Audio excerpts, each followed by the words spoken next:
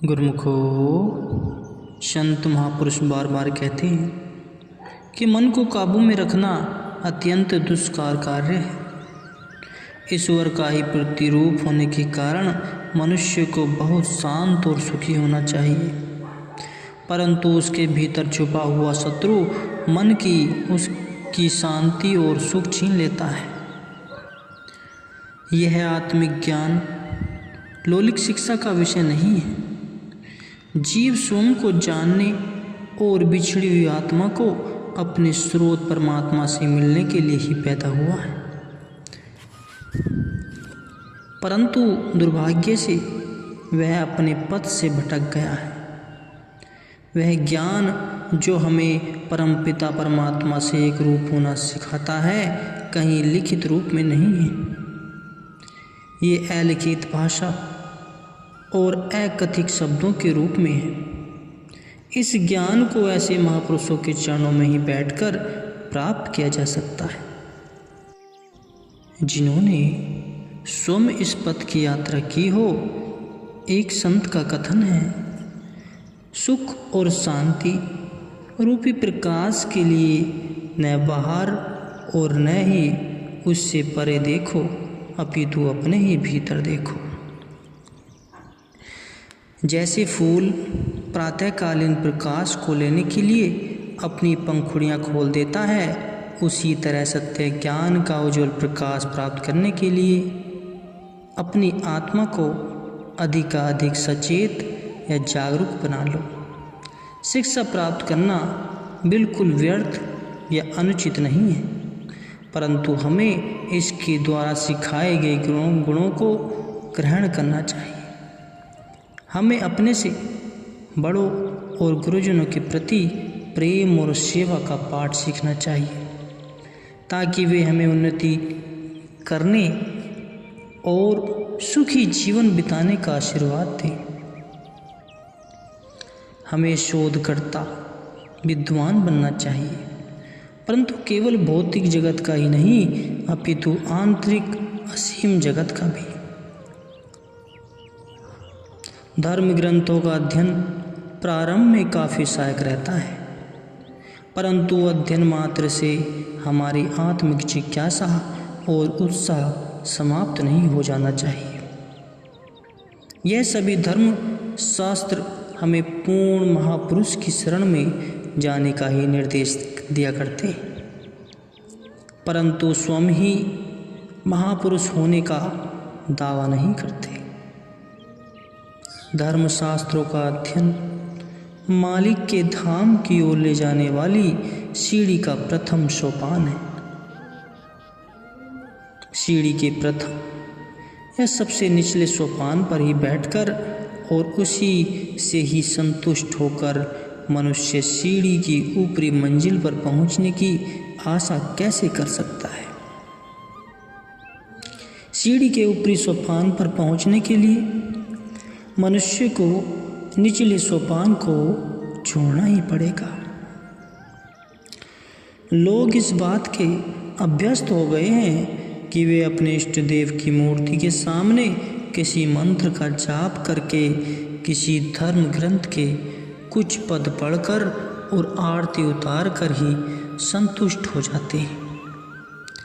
यह नित्य प्रति के कर्म अपनी तरफ से काफ़ी अच्छे हैं और कुछ सीमा तक सुख और शांति दे देते हैं, परंतु यह सब कर्म उसे ध्यान के मार्ग की ओर नहीं ले जाते, जहाँ आत्मा की आंतरिक यात्रा के लिए एकाग्र मन की जरूरत होती है।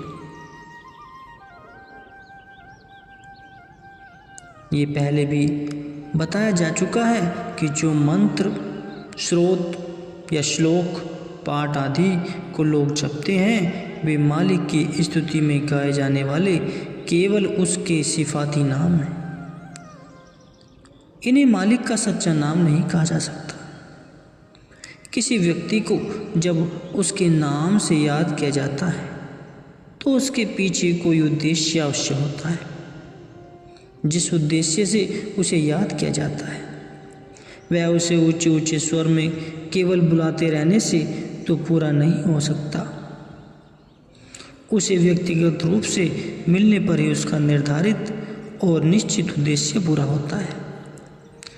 ठीक इसी तरह मालिक के असंख्य नामों में से एक अथवा अनेक नामों के उच्चारण मात्र से उस तक नहीं पहुंचा जा सकता। वास्तविक नाम को बताते हुए संत कबीर साहिब जी कहते हैं, कबीर आधी साखी है, कोटि ग्रंथ करी जान, नाम सत्य जग झूठ है, सुरद शब्द पहचान। परम संत श्री कबीर साहिब जी कहते हैं कि आधे दोहे में ही मैं तुम्हें धर्म ग्रंथों का सार संक्षेप में बताता हूँ। संपूर्ण जगत और इसके पदार्थ नाशवान है और केवल सच्चा नाम ही शाश्वत है। सच्चा नाम वही है जो भीतर सुरती में मिला हुआ है। इस विषय पर अधिक विस्तार में कहा गया है, धर्म ग्रंथ अधिकांशतः चिकित्सा के नुस्खे के समान है। यदि उसमें बताई औषधि को खरीदा ही न जाए और प्रयोग में न लाया जाए तो जिस रोग के लिए औषधियाँ बताई गई हैं वह रोग ठीक नहीं होगा, चाहे वह नुस्खा शहर के किसी प्रसिद्ध चिकित्सक का लिखा हुआ क्यों न हो। मान लो यदि एक व्यक्ति अमेरिका में कंपनी में नौकरी करना चाहता है तो उसे वह स्थान, वातावरण और मार्ग आदि का ज्ञान तथा इस प्रकार की अन्य जानकारी सहायक होंगी। परंतु इस जानकारी और ज्ञान के आधार पर क्या वह यह दावा कर सकता है कि घर बैठे ही उसने अमेरिका देख लिया? नहीं, यह असंभव है। अपने उद्देश्य की प्राप्ति के लिए उसे अमेरिका की यात्रा करनी होगी और यात्रा की कठिनाइयों को सहना होगा। उसे अपने मालिक के सामने प्रत्यक्ष उपस्थित होना पड़ेगा और नौकरी करनी होगी। उसे वहाँ की जलवायु और वातावरण का भी अभ्यस्त होना पड़ेगा। इन सब औपचारिकताओं को पूरा किए बिना वह अपने उद्देश्य में सफल नहीं हो सकता। इसी तरह प्रत्येक बुद्धिमान व्यक्ति जानता है कि ईश्वर सर्वशक्तिशाली और सर्वव्यापक है। वह यह भी जानता है कि ईश्वर का निवास सब प्राणियों में है, परंतु क्या उस ईश्वर में उसके नाम का उच्चारण करने मात्र से अपने भीतर गए बिना और मालिक के धाम तक पहुँचे बिना वह ईश्वर से मिल सकता है? यह उसी प्रकार असंभव है जिस प्रकार मलेरिया का रोगी कुनीन करने से अपने रोग की पीड़ा को शांत नहीं कर सकता अथवा प्यासा पानी कहने से अपनी प्यास नहीं बुझा सकता। जिस प्रकार रोग के सही निदान और चिकित्सा के लिए एक योग्य और कुशल डॉक्टर की आवश्यकता है, उसी प्रकार भक्ति मार्ग पर चलने के लिए पथ प्रदर्शक पूर्ण सद्गुरु की आवश्यकता है। मालिक की धाम की ओर खुलने वाले द्वार की कुंजी सद्गुरु के हाथ में होती है और जब तक वह उस द्वार तक पहुंचने और उसे खोलने की युक्ति नहीं बताते तब तक हम मालिक के धाम में प्रवेश नहीं कर पा सकते।